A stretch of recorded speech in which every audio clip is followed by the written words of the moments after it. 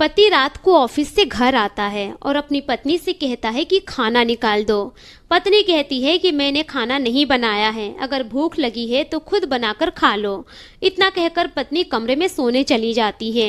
अब जो बेचारा पति होता है वो भी बिना कुछ खाए पिए ही सो जाता है। सुबह का वक्त होता है, पति तैयार होता है ऑफिस के लिए और अपनी पत्नी से कहता है कि नाश्ता निकाल दो और टिफिन भी पैक कर दो।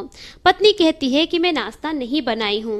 पति चुपचाप बिना कुछ कहे हुए ही ऑफिस के लिए चला जाता है, लेकिन रास्ते में पति का एक्सीडेंट हो जाता है और उस एक्सीडेंट में उसकी मौत हो जाती है। अब जो इधर पत्नी होती है दोपहर को अपने बच्चे को स्कूल से लेकर घर लौट रही होती है, तभी देखती है कि उसके घर के बाहर लोगों की भीड़ लगी हुई है। लेकिन जब वो घर में आती है तो अपने पति का शव देखकर वहीं पर फूट फूट कर रोने लगती है और कहती है कि उठ जाइए ना, आपको भूख लगी है ना, चलिए मैं आपको खाना बना कर देती हूँ। इस तरह से बोलकर वहीं पर फूट फूट कर रोती है। अब किसी तरह से उसके पति का अंतिम संस्कार हो जाता है। कुछ समय बीतने के बाद रिश्तेदारों की असलियत उसे पता चलती है।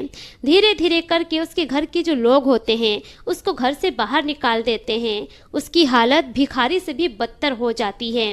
तब जाकर जीवन का असली सच उसके सामने आता है। तब जाकर वो ये समझ पाती है कि पति का होना जीवन में कितना जरूरी है। इसीलिए कहा जाता है कि पति की कद्र जीते जी कर लो, क्योंकि जो पति होता है ना, पत्नी के सिर का ताज होता है।